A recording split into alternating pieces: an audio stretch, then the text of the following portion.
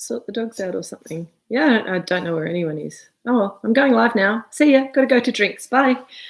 Hi, everyone. Welcome to drinks.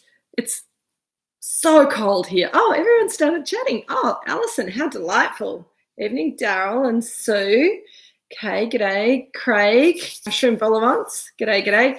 I'm looking forward to this bottle too, Rob and Deb. Anne-Marie, smoked camembert, fantastic. Yeah, excellent. All right. Well, it's freezing here. I've got my polar fleece on. It's just ridiculous. Hi, Shell. How you doing? Hi, Cotty.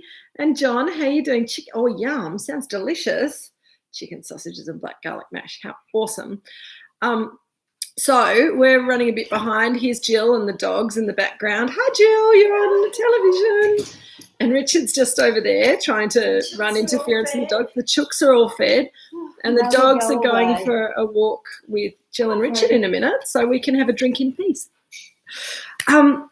So much to talk about. So exciting. Apart from the fact that autumn has hit us all of a sudden. Things are going very well at Vintage. Who else has said hello? Oh, Emily, hi, how you doing? Great to see you. Renee, great to see you back. Awesome. Okay, hello. Zach and Jack. And Hannah, awesome. Welcome back. It's so nice. We had a little group. We had kind of the core last week, but we missed some of you, so it's nice to see some more of you back joining us as life gets back to normal. It's nice to have a drink on a Thursday night, isn't it? Rob, I need to get some in my glass. So what do I have to tell you? Vintage is going very, very well. By the end of next week, we'll have everything picked from this vineyard except for the Shiraz and the 8 vines of Nebbiolo. The Nebbiolo is ripening very slowly, but it seems to be ripening quite well at the moment, which is amazing. I did some really cool, I thought it was cool. It's pretty geeky, really. I did some research, and I don't think there's anybody else on the peninsula trying to grow Nebbiolo. I know that there are a few people who bring it in from other places and make lovely Nebbiolo, but I haven't been able to find out if anybody else is growing it down here. So if you know of anyone who's growing it down here, I'd be very interested. Otherwise, we could be the only crazy people trying to do it. But anyway, that's another story for another day. Let's talk about Pinot Noir. Now, I've brought lots of show and tell today. I've got food. I'll show you my food in a minute. And I have some grapes. Look at this. Isn't that gorgeous? That's a little bunch of grapes from the Robinson Vineyard. Isn't that beautiful? A little bunch of grapes that we picked. Actually, sorry, it's not from the Robinson Vineyard. I lie. If Jeremy's watching, he'll pick me up anyway. So that's not from the Robinson Vineyard. We did Robinson Vineyard grapes a couple of days ago. This is from the McIntyre Vineyard. This is from the new vines, the new MV6 vines on the way into the property that you'll drive past. And this is our first crop of these guys. It's a gorgeous little bunches, nice and tight, beautiful fruit. Look at the colour there. Delicious. If you could taste it. Thanks, David. You missed out on these because you went home early. They are like dark blue, purple jewels, Anne-Marie. So I think, sorry, got a bit of leaf in my mouth. 2021 is looking very exciting at the moment, and delicious flavour, great natural acidity because it's been cool. Everything's been just ripening away. The acid hasn't dropped out of the fruit, so we've got this beautiful natural acidity, lovely flavours, good sugars for good alcohol levels. It's just looking really great at the moment. I think Shell's just sent me a picture of your food. Me multitasking. Yum, delish. So my food that I made today, now David's already sampled this, and oh, hi Barry, how you going? Lovely to see you. David and Jeremy got to try this at lunchtime. So hang on. This is my little mushroom crepes that have been crepes filled with mushroom and rolled up and then deep fried. So very delicious. Dipping in sour cream. Someone's trying to ring me at the moment. Hopefully it might be one of our restaurants who may have just turned up to pick up his wine. So hopefully it's not. If it is, we're just going to have to roll with it. He can come and say hello as well. Oh, Shell, that does sound rather delicious. I do think a bit of goat's cheese, absolutely beautiful, and fried enoki, very, very good. So I've got my mushroom crepes, I've got my grapes, I've got my dipping sauce. Let's have some wine. So 2017 Robinson Vineyard. Now, I haven't had a glass of this for a really long time because we released the 2018 last June, and we put what we had left of this, which is not very much, away in the museum. And I just haven't had a chance to look at it recently. So I think it should be looking really good. Let's get it in the glass. Oh. All right. Beautiful colour. Probably looks awful against my green top, but you'll just have to excuse that. Beautiful colour. I do think 17 was oh, cool.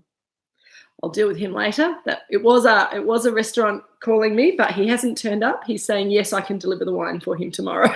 So that's nice of him. Thanks, James. So this is from the 2017 vintage, and if you remember 2 weeks ago we had a 2017 estate Pinot Noir, so I thought it would be nice to compare and contrast. Also, I just think the 17s are looking really good at the moment. It was a cooler year, a little bit like 2021, so a bit more restrained, a little bit more elegant than the 16s and the 18s, which were warmer years, sort of bigger, plusher fruit. We'll sip. I'm sure all of you guys have had some already, but I haven't, so I'll catch up. Hang on. So just a little reminder, the Robinson Vineyard is down the road from us on the old Moorooduc Road. If you don't know the geography here, it's about 4.5 kilometres to the south of us. Hugh and Isabel Robinson own the vineyard. They've got about 60 acres under vines in a 100-acre property. So it's a beautiful property. It kind of straddles the old Moorooduc Road, and we take a parcel of Pinot Noir fruit and a parcel of Chardonnay fruit from them every year, and it's the same part. So we basically lease that parcel of vines. The fruit that we get from the Robinson Pinot vines, quite a lot of it goes into the estate Pinot Noir, which is the one that we had 2 weeks ago. And in fact, I got an email from one of you guys, I think it was Anne-Marie, about, didn't have the 17 Robinson, what should she have? And I see, Anne-Marie, that you've gone for one of the older Robinson Pinots, which I think is probably a really good choice, because we're looking at a wine that has a real elegance and finesse to it. My other suggestion was to go for a bottle of the 17 Estate Pinot Noir, because that's got some of this fruit in it, as well as fruit from the Garden Vineyard and the McIntyre Vineyard. But because it's got fruit from 3 different vineyards, you get kind of more immediate complexity, but less kind of crystalline structure, if you like, less finesse. And I do think, I agree, Anne-Marie, that 17 Estate is delicious and drinking really, really well at the moment. So what can I say about this wine? So this wine I was just thinking, and I should have looked at my dates before I got online, but we would have started Drinks with Kate not soon after this date last year, because we were going into lockdown.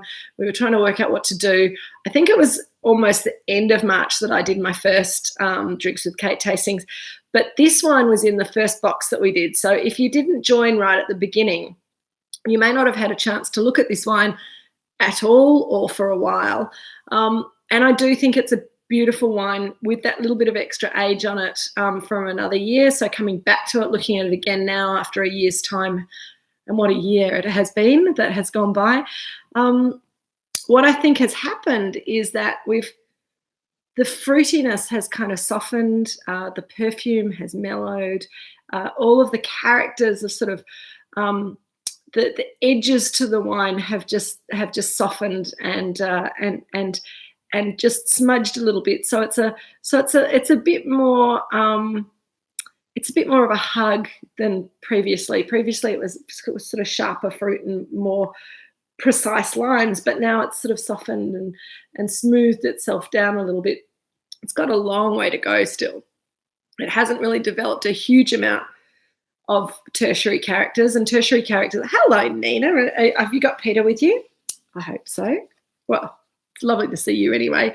And I'm glad that we got the wine to you. So hopefully you're tasting the same wine as us now, which is great. So the reason I like, hello, Graham and Julie and Wendy. Awesome. Great to see you.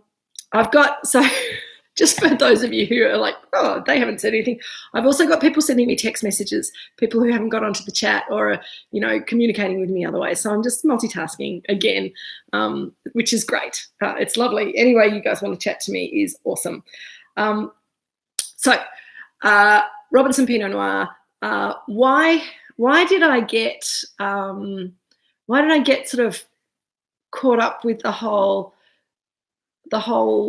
vegetarian kind of idea? We'll talk about that in a moment. But Cotti, I think that I actually nearly did decant this, and I wouldn't decant it until I was ready to drink it, and then I'd just give it a bit of a gentle decant and then pop it in the glass straight away. But it is taking a little while to open up. It is still a little bit tight. So yes, decanting this wine would not be a terrible thing. But if you don't have a decanter or you haven't decanted it, it will open up quite quickly in the glass as well. So it's not necessary to decant it, but it would certainly not be a problem to do that either, and might kind of get you there better. Zach and Jack, yes. Well, the Robinson Vineyard has been up for sale for a little while, and there have been a few interested parties, but no one has actually signed on the dotted line yet. There's probably a couple of reasons for that. I think last year with COVID, it made things very difficult.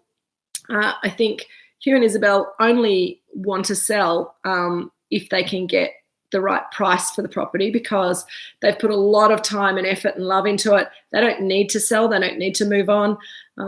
But, put a toe in the water, see if there's anyone who's interested. We would love to be able to buy it, but we can't quite afford it. It's a big property, and property down here on the Mornington Peninsula is very expensive. And when you're producing such amazing quality fruit as well, and you've got sort of existing customers, so someone could buy that property, live on it or not, rent it out, whatever. Hi Jeff, how you going? We had a bottle of wine for you here, but you had the day off, so I hope you've got something nice to drink anyway. So yes, so you could buy the property and not have to do anything to it, and the management team who manages the vineyard would just stay in place, and the customers who buy the grapes would be very happy to continue taking it. We certainly would, and I know everyone else that we know who takes grapes from the Robinson Vineyard. As long as the viticulture remained the same, everyone would be delighted to keep taking the fruit. Or if you wanted to buy the property to make your own wine from this fruit, then you could do that as well. The only issue is that the Robinson Vineyard doesn't have a winery on the property, and it's very difficult to get planning approval to build anything, even a winery on a property like that down here at the moment. Greenwich politics and all that kind of thing, which I think is good. It does make it a little bit difficult for anyone who wanted to make wine there. But there's lots of people who'd be very happy to make wine for them as a contract, or make some wine, make some other, whatever. Anyway, there is Dan has his price. Craig, I don't know what you're talking about. I know people who certainly the experience of, say, people like 10 Minutes by Tractor, it took them years and years to be able to get building approval. And they, in fact, had to build their winery on a different property from the original property that they were trying to get approval for, because they had neighbours who were not prepared to allow it to happen. So I think there's the politics, there's also the neighbour thing and all of that sort of stuff. And I think it is nice that down here people are not able to subdivide things down to tiny properties. That said, 100-acre property where the Robinson Vineyard is, one day I'm sure that subdivision will be allowed again, and whoever buys that property will make that money over and over again when they can you know, cut it up and sell it off for little blocks of land, which would be really, really sad. So if anyone knows anyone who would like to drop a cool 12 mil on a 100-acre property with beautiful vines, tell them to come and talk to me, and I'll introduce them to Hugh and Isabel. Anyway, it will potentially, Zach and Jack, have an impact on the lease because we don't have an ongoing lease. It's a friend's handshake, and it's just a case of if somebody buys it, wants to keep the fruit or sell it to somebody else, then they can. If they want to keep working with us, that would be really lovely. But that would have to be within the parameters that we know that we're going to get the quality fruit that we've been getting up until now. So it's complicated, but you know, it's something to deal with down the track. In the meantime, we've got some beautiful wines made from the Robinson vineyard, and the 17 we have a little bit in the museum. Any one of you who has some in their cellar should be very pleased with themselves and keep that and drink it slowly over time. The 18 we're still selling at cellar door. We're getting towards the end of it, but it's still available. The 19 we'll be releasing in June this year. So that along with the McIntyre Pinot will be releasing in June. So there's things to look forward to. So that'll be nice. Right. So yes, I think that would be a great idea, Deb. If we got enough people putting a bit of money in, I'm sure we could afford to buy it eventually. Buy it now.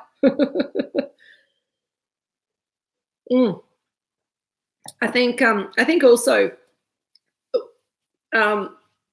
the age of, you know, if there was a possibility that there were going to be Chinese investors, for example, in the Robinson vineyard, which is where a lot of the big money for vineyards has come from in recent years. That's become a lot more difficult for wealthy Chinese people to get money out of China to invest in Australia. And also now that China's making it difficult for Australian wine to be imported into China, at least for the time being, it's less appealing for a Chinese investor to buy an Australian winery if they can't get their wine back to China to sell it there. So that's the other thing that will probably make a difference as to the speed of that property selling. But yeah, Deb, let's get that cooperative going. How much does everyone want to throw into the pot? We'll have to work out how many people we need. If everyone puts in $500,000, maybe, then we only need 24 investors. We'll be fine. Okay, so how are people enjoying the wine by itself? I know you guys have got exactly, Craig. I know you guys have all got all kinds of things for tasting, and when I sent out the email on Monday, I suggested that you had a go at the yes, we would, Kay. We'd have very, very. We would struggle to make any profit, but we'd certainly always have wine to drink, so that would be nice. In the USA, that sounds right.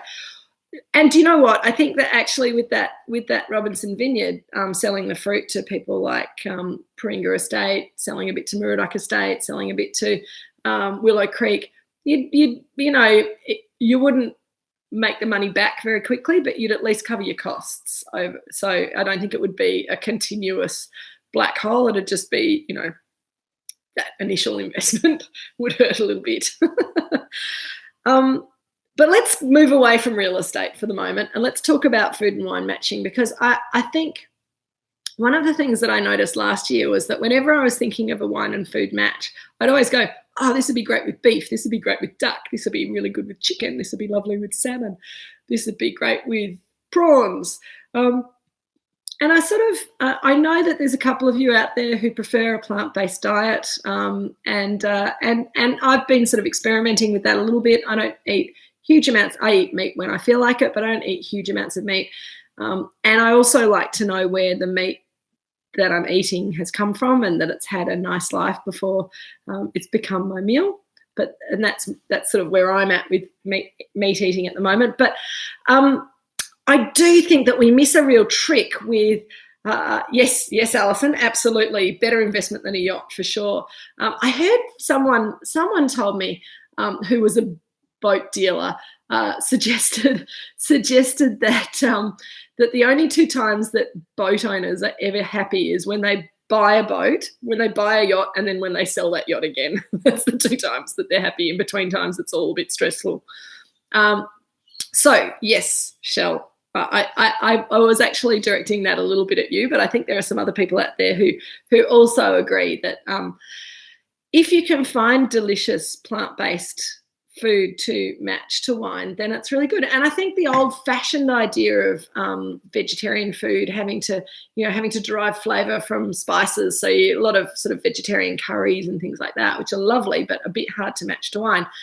We forget that there's lots and lots of more, I guess, European flavours that are also very wine-friendly and no meat at all. Okay, Alison, that's awesome. So, as I said, my little pancakes, this is a little recipe that I found online that I wanted to try, and I made them for staff lunch today. And we could do wild boar next, absolutely, Shell. I think that would be fantastic. And we don't have very many wild boars around the Mornington Peninsula, though. We might have to go to Italy for that. They have some really good wild boars over there. So this is apparently a Central European dish. It's not Hungarian, but it's from somewhere around there. And I've dipped it in some sour cream.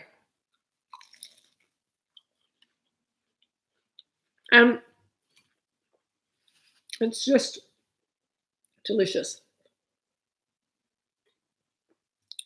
I think they do, Kay. That's right. Craig, you're very naughty. I haven't had a vegan waffle before. And that's I can't believe it's not a hamburger, kind of fake meat, isn't it? Plant-based meat. Not really my way of going plant-based, but that's okay.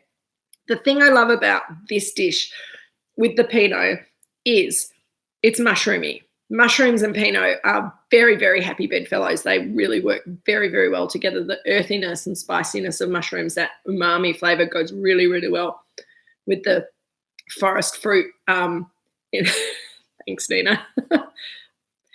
I don't think they're Polish either, Kachi, but somewhere around there. I think they're probably a lot of crossover in some of those cuisines, but absolutely. Where did I say it was from, Jeremy? I don't think Jeremy's on yet. Jeremy was finishing off with the winemaking. Jeremy was finishing up with the winemaking. It says here in my email that it's from Romania, this particular recipe. So anyway, as well as the mushroom, it's all about the flavours, but also the textures. So you've got that sort of softness of the crepes and the mushrooms in the middle, and because it's been dipped in flour and then egg and then crumbs and then fried. And in fact, I did try doing them in the deep fryer and they unraveled. So you have to do it sort of shallow fried in the frying pan. It's a tip for you if you've got a deep fryer at home. Don't even bother. But the crunchiness on the outside and that sort of that caramelization of the breadcrumbs on the outside and the little bit of fattiness from the oil is a really lovely foil to the acid in the wine, and the little bit of creaminess. Thanks, Craig. It is definitely snow food, Nina. Nice and rich, filling. You don't need a lot of this, and it's we had it with a big green salad today at lunchtime to make us feel like we were eating something healthy.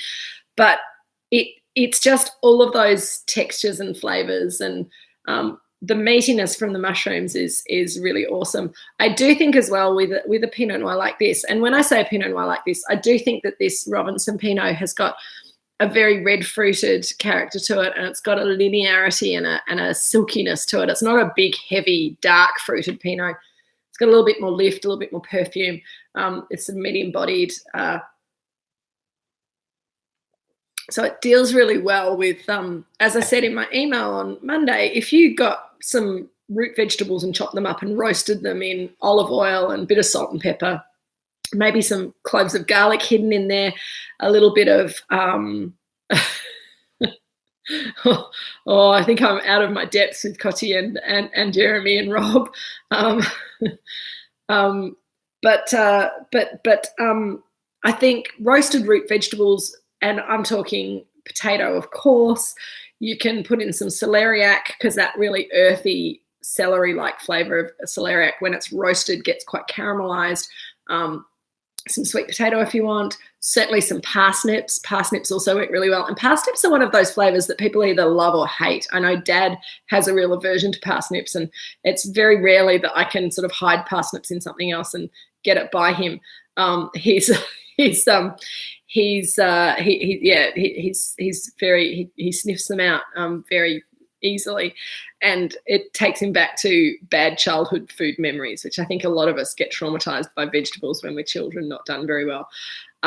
Kay, I agree. I think celeriac and parsnip and apple work really well, and parsnip and these kind of raspberry cherry fruit flavors work really, really well. Anne-Marie, I was just going to say parsnip chips. If you cut them, slice them really thin and either deep fry them or fry them in enough fat to get them sort of crunchy, they're absolutely amazing. But you can cut them into bigger pieces and roast them with garlic and rosemary. A little bit of chili wouldn't hurt. I think all of those, and it's now, I think this kind of cooler weather that we're having this week has made me think about all those lovely kind of winter roast. Air fryer. Very good, Kay. Parsnip, apple and fennel. Yes, Nina, absolutely a very joyous combination. And you can always, with that, you can always add in some pork or some chicken or some partridge or some, wild boar. But you don't need to. I think that these vegetables, if you treat them with a bit of love and care and attention, can really take centre stage, particularly when matching them to a beautiful Pinot Noir, and it makes everything very joyous. So thinking of mushrooms, thinking of earthy root vegetables, soups can work quite well. And I also mentioned tofu, and I know that's a bit of a step too far for some people, but if you get some tofu, and I think one of the great gateway dishes with tofu is the Japanese dish agadashi tofu, which is silken tofu that's been coated in a very light batter and deep fried. And then it's served with a sort of I'm not quite sure what the soup is. It's a little bit like a soy, but it's lighter than that. So it's one of those sort of soy miso sauces that go with the agadashi tofu, and then you can have some bonito flakes over the top, which is dried tuna flakes. If you want a little bit of protein on there, a little bit of fishiness in there, that works really, really well. So if you haven't had agadashi tofu, then order it next time you go to a Japanese restaurant. The other great Japanese dish that goes really, really well with Pinot vegetarian is that, and I'm not sure what it's called in Japanese, one of you will be able to tell me probably, but it's eggplant that's cooked with miso paste. They kind of score the eggplant and then put miso paste on top and bake it, and it's delicious. It gets all that sort of earthy, rich, full flavoured characters. Thank you, Nina. I think that would be really lovely. Latte Saint Marcel cheese, very good, Pete. I think that would be delicious. Thank you, Shell.